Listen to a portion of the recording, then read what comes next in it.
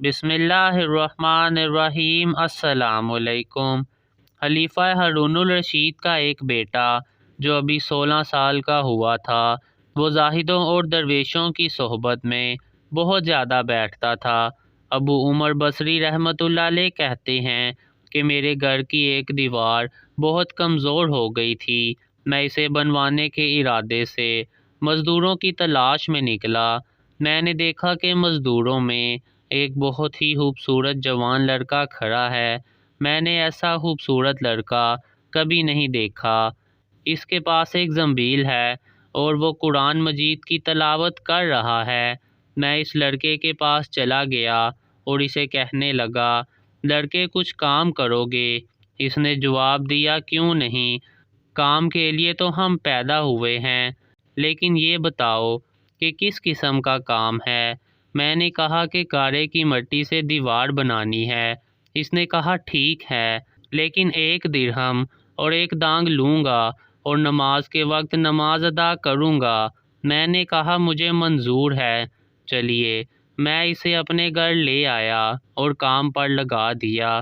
جب مغرب کا وقت ہوا تو میں اس کا کام دیکھ کر حیران ہو گیا کہ اس نے 10 آدمیوں کے برابر کام کیا ہے۔ میں اس لڑکے کو بجائے 1 درہم اور دانگ کے اس کو 2 درہم دینے لگا تو اس لڑکے نے فوراً لینے سے انکار کر دیا اور کہنے لگا، اے ابو عمر، میں اس کو لے کر کیا کروں گا؟ پھر وہ لڑکا 1 درہم اور 1 دانگ لے کر چلا گیا۔ دوسرے دن پھر میں اس کی تلاش میں بازار گیا تو لوگوں نے کہا کہ وہ صرف ہفتے کے دن مزدوری کرتا ہے۔ جب ہفتے کا دن ہوا تب میں دوبارہ بازار آ گیا۔ میں نے وہاں دیکھا کہ وہ لڑکا اسی حالت میں وہاں موجود ہے۔ میں نے اس لڑکے کو سلام کیا اور اس کے بعد دوبارہ کام کرنے کے لیے کہا۔ اس نے دوبارہ اپنی وہی شرطیں رکھیں۔ میں نے اس کی وہ شرطیں مان لیں اور دوبارہ کام پر لا کر کھڑا کر دیا، اور میں دور بیٹھ کر دیکھنے لگا کہ یہ کس طرح اس قدر جلدی کام کر لیتا ہے، اور میں اس جگہ بیٹھ گیا جہاں پر وہ مجھ کو دیکھ نہیں سکتا تھا۔ میں نے دیکھا کہ اس نے ہاتھ میں گارا لیا اور اسے دیوار پر تھوپا۔ اس کے بعد پتھر خود بخود ایک دوسرے سے ملتے چلے جاتے ہیں۔ میں نے یہ دیکھ کر دل میں سوچا، یہ خدا رسید شخص ہے، اور ایسے لوگوں کی اسی طرح اللہ کی طرف سے اعانت اور مدد ہوا کرتی ہے۔ تیسرے ہفتے میں پھر بازار آیا۔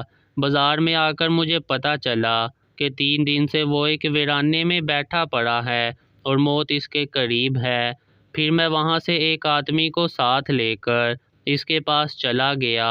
وہ شخص مجھے ایک ویرانے میں لے گیا۔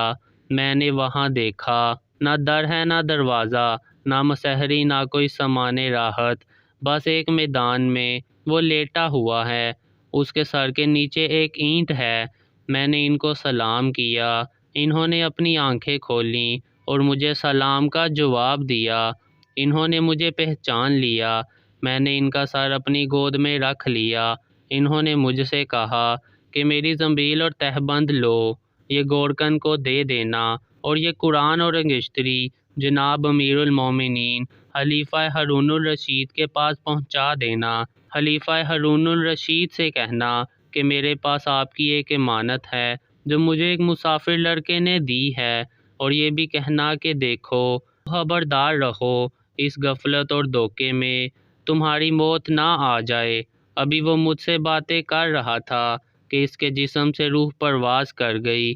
جب میں وہ امانت لے کر خلیفہ ہارون الرشید کے پاس پہنچا، خلیفہ ہارون الرشید اس امانت کو دیکھ کر رونا شروع ہو گیا۔